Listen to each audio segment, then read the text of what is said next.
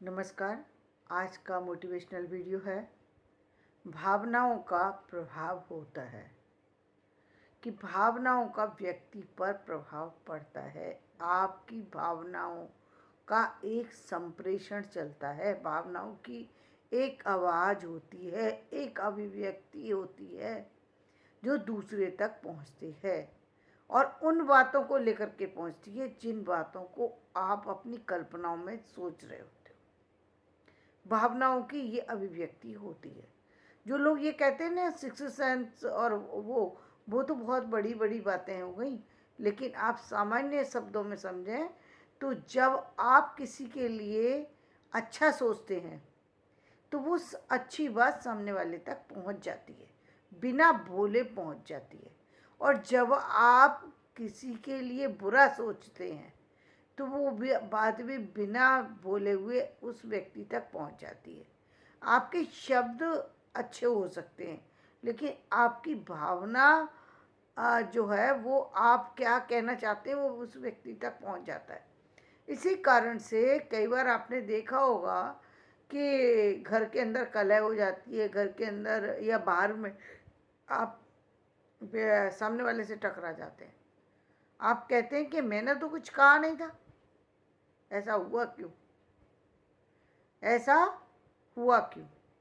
ऐसा इसलिए हुआ क्योंकि आप दोनों में से दोनों पक्ष जो हैं उसमें से एक निश्चित रूप से आपके लिए अच्छा नहीं सोच रहा है, इसलिए उसकी आवाज़ सामने वाले पर असर डालती है, उसकी भावना सामने वाले पर असर डालती है।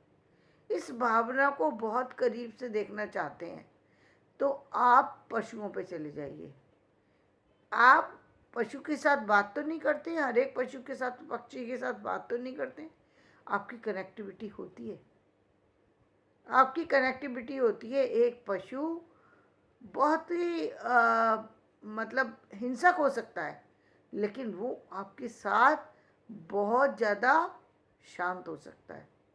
कारण ये आप उसके ऊपर जो है उसके ऊपर अपना एक ऐसा प्रभाव बनाते हैं, वो आपको नुकसान नहीं पहुंचाना चाहता, आपको नुकसान नहीं पहुंचाना चाहता। आप जो गीता पढ़ते हैं, यदि है तो आपने उसमें कई बार लोगों के द्वारा समझा होगा, संतों के द्वारा समझा होगा कि या सुना होगा कि बहुत बार जो हिंसक पशु होते हैं वो संत महात्माओं से दूर चले जाते हैं, वो उनको टच भी नहीं करते, उनको नुकसान नहीं पहुंचाते। क्यों नहीं पहुंचाते? क्योंकि उनके ऊपर उनकी भावना पहुंच रही होती है, वो उनको किसी भी तरीके से नुकसान नहीं पहुंचाना चाहते। भावनाओं का असर इतना होता है कि सामने वाला व्यक्ति बिना कहे जो है वो शांत हो जाता है। वो मतलब पशु है और वो नुकसान पहुंचा सकता है, लेकिन नुकसान नहीं पहुंचाता। कमाल की बात है। शिव जी के ऊपर जो आप सर्प लिपटे हुए देखते हैं वो उसी को आप समझ सकते हैं।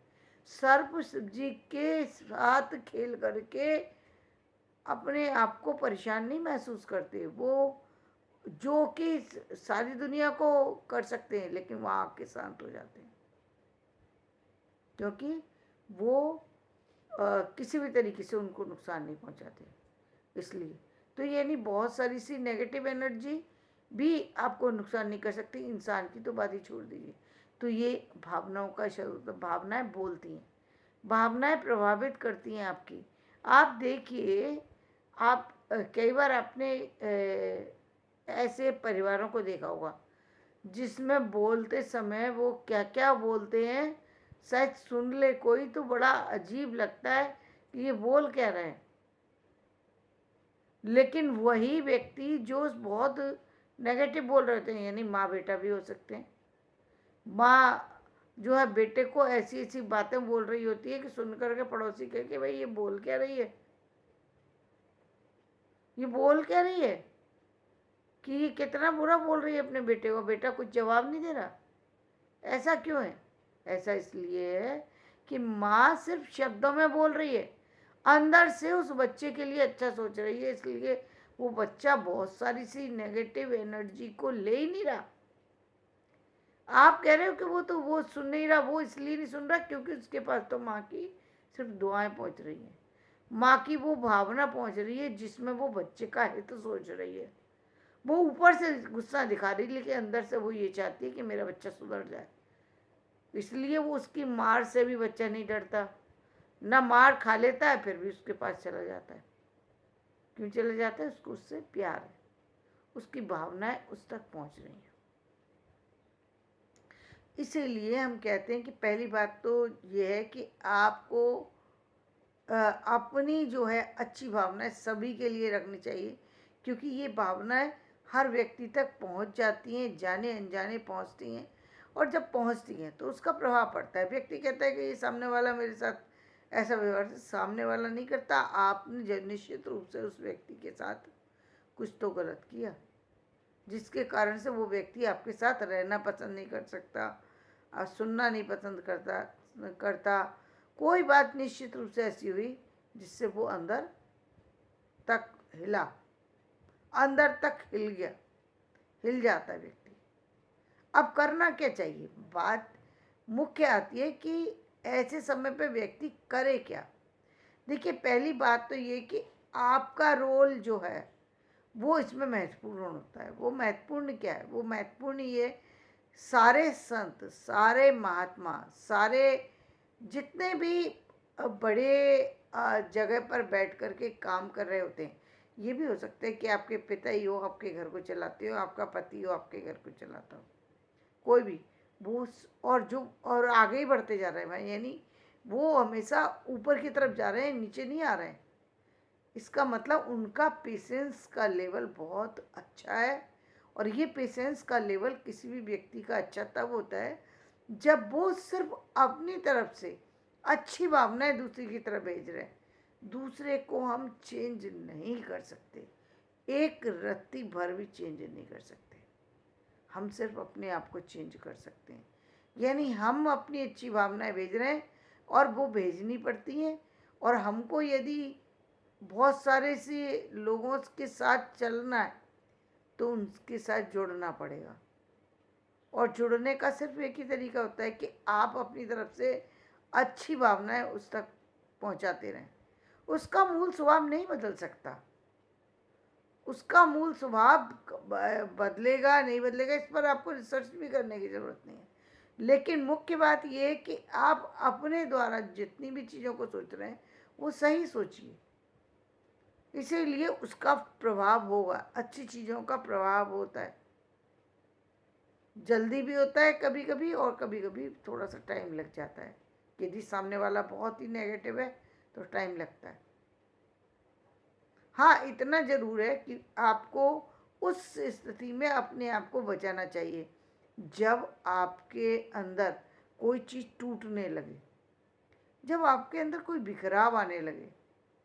इसका मतलब सामने वाला बहुत नेगेटिव हो गया, तब आपके अंदर वो बिखराव की स्थिति आ रही है, यानी वो व्यक्ति अब आपको बिल्कुल सहन करने की स्थिति में नहीं। और ये कारण इसका कारण आपसे ईर्ष्या हो सकती है। अब ईर्ष्या का आपके पास क्या आंसर है?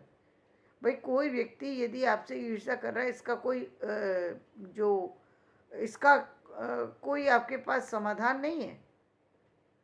इसका कोई समाधान नहीं है कि आपके साथ चलने वाला कोई भी व्यक्ति, आपका परिवार का कोई व्यक्ति आपके, कहते हैं ना कभी कभी हम सामने वाले की नेगेटिव ऊर्जा ने हमें प्रभावित किया।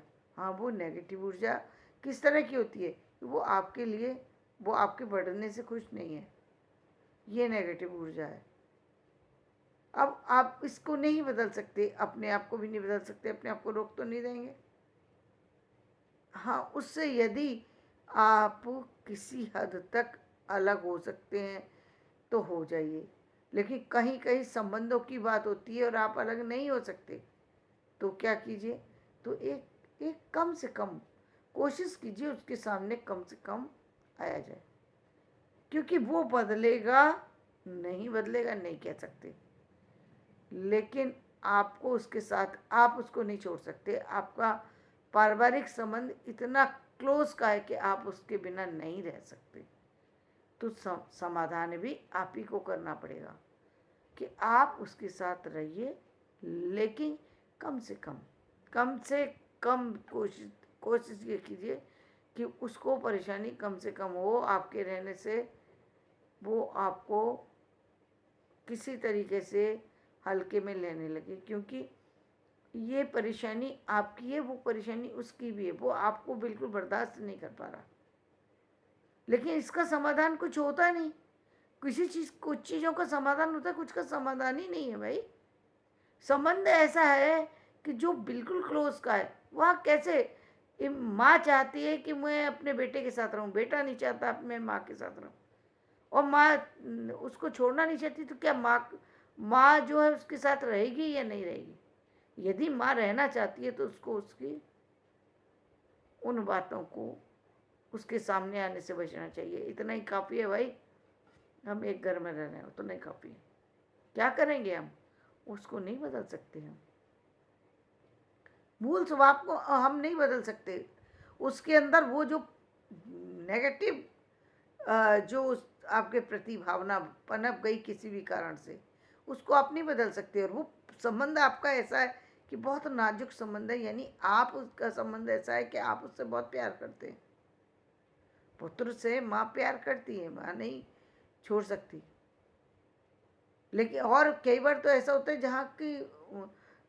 जहाँ सिर्फ कोई बात ही नहीं होती, फिर बतंगड़ इसलिए होता है क्योंकि माँ चाहती है सारी चीज़ों को, लेकिन वो संबंध वहाँ पर वो बन नहीं पा रहा। संबंध को बना करके यदि रखना है तो ज़्यादा व्यर्थ की बातें ना करें, अपने को काम में बिजी रखें, अपने आप वो नेगेटिव ऊर्जा शांत होगी। और जो आपका जितना समय भी होगा, यदि आपको अपना पुत्र दिखाई भी दे रहा है, एक पुत्र की वजह से यदि पूरा परिवार छोड़ना पड़ जाए तो कष्ट बहुत होगा। तो उससे बेटर है कि आप अपने आप को यही मान करके चलें कि मुझे कम से कम इससे बात करनी है। वो अपने आप को डिटैच करने का सिर्फ एक तरीका है। पहले लोग कहते थे, क्या कहते थे कि 50 साल के बाद जो है संन्यास व्यक्ति को ले लेना चाहिए। अब उसका अर्थ क्या है संन्यास का? उसका अर्थ यही है, संन्यास का अर्थ यही है क्योंकि कम उम्र में विवाह हो जाता था, कम उम्र में व्यक्ति जो है माता पिता जो है वो अपने बच्चों की शादी कर देते थे, यानी एक मैच्योर स्थिति में आ जाते। 50 साल बाद उनके नाती वगैरह सब बन चुके हैं, अब वो आपको नहीं बर्दाश्त कर पा रहे हैं, लेकिन माँ को रहना है। तो वहाँ संन्यास लेने का मतलब यही नहीं है कि संन्यास के लिए आप बाहर ही जाइए, घर में रह कर के भी आप उस वातावरण को क्रिएट कर सकते हैं। यानी आप अपने आप को ये मान लीजिए कि मुझे व्यर्थ की बातों में बोलना ही नहीं है, वहीं पर आपका समाधान है। दूसरा कोई समाधान नहीं। तो धन्यवाद, मैं अपना वीडियो यहीं समाप्त करती हूँ। मेरा वीडियो पसंद आए इसे लाइक करिएगा, शेयर कीजिएगा, सब्सक्राइब।